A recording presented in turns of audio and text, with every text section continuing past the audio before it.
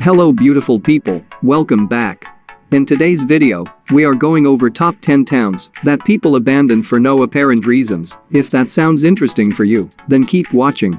So sit back, relax and enjoy the video. Before we start, please destroy the like button and consider subscribing for more contents like this. When you walk through a ghost town, it's usually easy to see why people would leave. There could be an eternal fire burning underground like in Centralia, Pennsylvania. France has at least 6 abandoned towns in ruins due to German raids during World War II. But if you're walking through a ghost town with perfectly good buildings, a decent location, and a stable political environment, then why would someone abandon a perfectly good town? Here are the top 10 towns that people abandon for no apparent reason. Top of a hill in the quiet, forested Connecticut town of Cornwall is an abandoned village isolated from the rest of the world. Dudleytown, which sits in the now private Dark Entry Forest, was settled in 1747 by the Dudleys. Not only is it abandoned, but according to local legend, cursed as well. Dudleytown started like any early settlement, where people built homes, farmed land, and lived happy lives, even forging iron. But as time passed, it seemed as though the village was doomed to fail. As the local iron industry in Cornwall died down, so did the area's population. By the late 19th century, Dudleytown was abandoned, with the last resident giving up in the early 1900s. Even though a decline in the local economy is the logical explanation for the settlement's abandonment, there are more interesting reasons why no one lives there anymore. Because of a curse brought over from England by the original settlers, anyone who tries to live there goes insane. Paranormal investigators Ed and Lorraine Warren claimed Dudleytown to be demonically possessed in the early 1970s. Although the people who live in the neighborhood near Dark Entry Forest claim there's nothing in the remains of Dudleytown, amateur ghost hunters who have trespassed insist that there is, and that the ghosts and demons the settlers encountered were real. Ordo's Kingbashi was supposed to be China's next modern city, with the capacity for 1 million people to call it home. The city's goal was to have 200,000 people living there by 2020, but with delayed construction and high property taxes, they missed their mark by 47,000. Though technically not abandoned, it is the world's largest ghost town. With beautiful architecture, plenty of real estate, and potential jobs, there is no reason Ordo's Kingbashi should be as empty as it is. There's nothing wrong with Parksville, New York, but no one wants to live there for some reason. The first documented settlers of Parksville, Martin and Eber Hull, arrived in the 1800s, with William Park jump-starting the hamlet's community and industry. It was a prosperous community, bringing charm to the Catskills.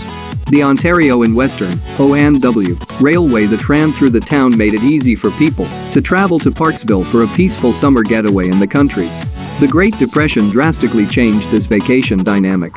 A large number of Parksville's 100 hotels and resorts had to close down. Still, a few of the town's major hotels remained open, including Young's Gap. Despite the town's seeming resilience, the decline of the popularity of the O&W meant less foot traffic. The last trains ran through Parksville in the 1950s. Hope shined on Parksville in the late 1980s and 90s, when Route 17 brought traffic through the town. But again, another travel hiccup got in the way of Parksville's true return. New York converted Route 17 to Interstate 86, which redirected traffic out of the town. This change rendered Parksville, once again, without its main source of people. Local business owners have tried a few times to bring the once bustling town back to its former glory, yet it remains abandoned. Another train town turned ghost town, Thurmond, West Virginia is a well-preserved slice of American coal mining history. But what led to the population's decline from 500 in 1930 to a mere 5 people in 2010? Some people believe the decline is due to Dun Glen's burning, one of the town's famous hotels. The Dun Glen was the site of the world's longest-lasting poker game. No, it wasn't just a few hours, not even a few days. It lasted 14 years. But between the collapse of the Dun Glen and the near inaccessibility to the town's commercial zone until 1921 by a single road, the town could never regain its footing. Now, outside of claims that ghosts of the past haunt some of its structures, the old Thurmond train depot acts as a visitor's center for the New River Gorge National River.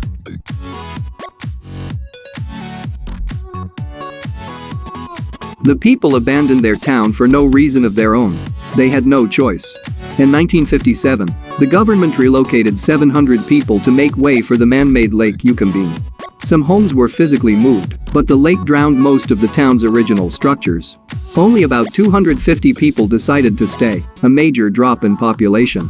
After a 2007 drought dried up the lake, the ruins of the first Adaminaby surfaced. This Roanoke colony, also called the Lost Colony, is one of the U.S.'s oldest mysteries and still draws speculation from historians. 115 English settlers arrived on Roanoke Island in August 1587. The next year, the governor of the colony, John White, sailed back to England for fresh supplies. When he returned 3 years later, he couldn't find a single soul, not his wife, daughter, or any of the other people who came over with him. All he found was a post with the word Croton carved into it. This leads some archaeologists to believe that the colony relocated to what we now call Hatteras Island when Route 66 fell out of favor, so did Glen Rio, New Mexico, and Texas.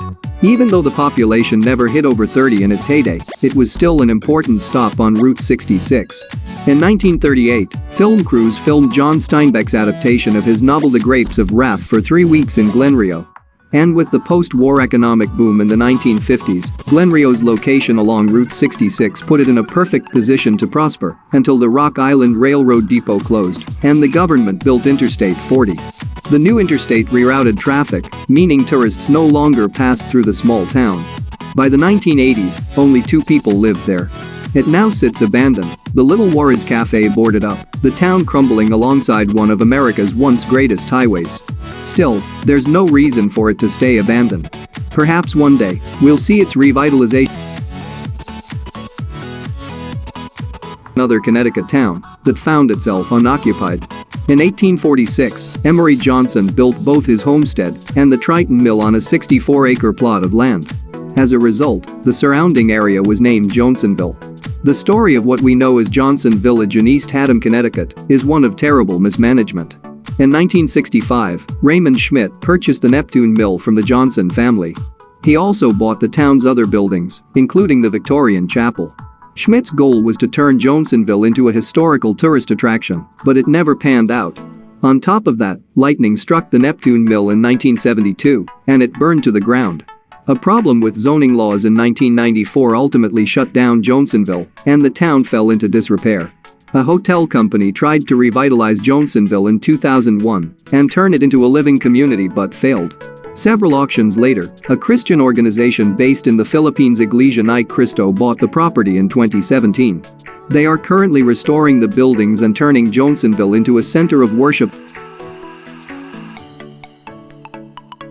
Residents may not have stuck around for long, but it doesn't discount Rhyolite's colorful history. In fact, you'd think that, even after the financial panic of 1907, people would have stuck around. There was a stock exchange, board of trade, basketball games, a well-known red light district, schools, electric plants and much more. In 1906, the town built the Kelly Bottle House, made from the 50,000 discarded beer and liquor bottles from local saloons. Unfortunately, all those bottles ultimately meant nothing. With the steady decline of millwork, the population was 0 by 1920. Today, the Bottle House is one of the only complete buildings still standing.